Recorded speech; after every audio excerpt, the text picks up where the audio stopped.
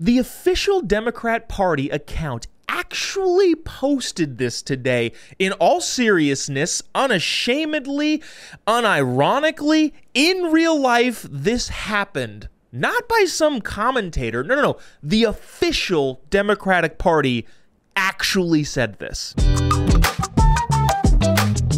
As a guy who works in media, I understand editing video. Sometimes you have to do it. Depending on what your format is, you generally have to crop things down to a certain time that works for your given format.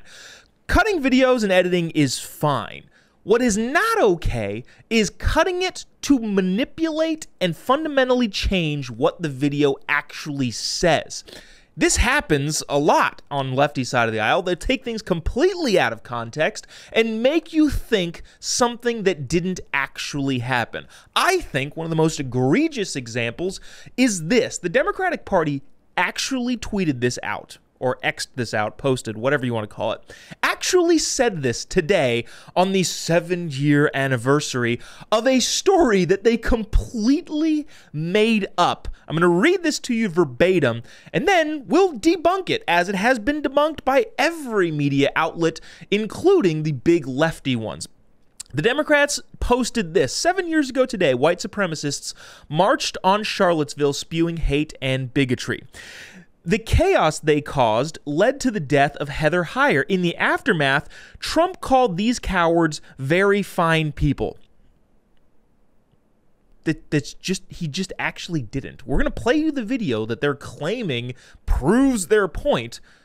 But again, it just didn't happen the way that they say it did. They edited selectively to manipulate what someone was saying, which is actually lying and a bad thing.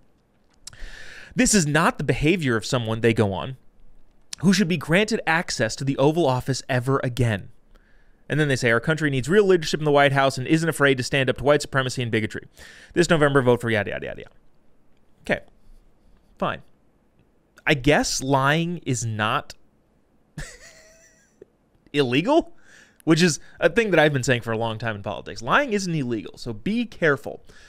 But the audacity that you have to flat out lie about something that we have proven over and over again and will do right here is unbelievable. Watch this clip in context, and you tell me if Donald Trump is saying both sides, the anti-white supremacists and the white supremacists, the neo-Nazis, both of those people were totally fine. Or is he saying there's a pro-statue side, there's an anti-statue side, and then there's this weird offshoot group that nobody likes, they should be roundly condemned? Let me know what you think he actually says. Some very bad people in that group, but you also had people that were very fine people on both sides.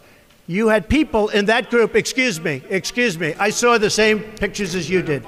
You had people in that group that were there to protest the taking down of, to them, a very, very important statue and the renaming of a park from Robert E. Lee to another name. And you had people, and I'm not talking about the neo-Nazis and the white nationalists, because they should be condemned totally. But you had many people in that group other than neo-Nazis and white nationalists, okay? Seems pretty unequivocal. Says, no, those people should be condemned wholeheartedly, roundly, condemn them. But there's also other factors and factions in this big, jumbled up mess of people. And he's right. Did it get clunky? Yeah, probably. But regardless of how clunky it was or wasn't, he definitively said the thing that he wanted to say, is that, look, we're roundly condemning all of the crazy people that are there. Everybody agrees. The media agrees. Democrats agree. Republicans agree. Everybody agrees on that. And yet the Democrats decided to take it entirely out of context and post that today, in 2024, during an election year. Other people on the Democratic side also doubled down on this weird thing. Mehdi Hassan, who I think got fired from MSNBC because he's a liar and a dum-dum, posted this, very fine people. Trump's very fine people. And then somebody posted a picture of, this picture was taken 7 years ago, and it's the people with the tiki torches. Maybe I'll throw this up on the screen. Very fine people. And then somebody commented and said, this comment has been debunked by the national media. Makes sense, as a fake news pusher, you'd still be saying that. And generally speaking, if you're going to lie about something, especially on the internet, and somebody catches you in your lie, I would think that you wouldn't go back at it. If you're going to make some ridiculous, outlandish claim that everybody knows is a lie, and then somebody calls you out on that lie, I don't know if it makes sense to double down on something that you know you're objectively wrong about. And so this guy says, no, this has been debunked over and over and over again. And Mendy said, it has not, but nice try. What, dude? Like, I mean, come on. There's a hilarious Tom Segura bit where he's talking about, I think he's talking about people on 48 Hours or something, some show where they're trying to catch murderers.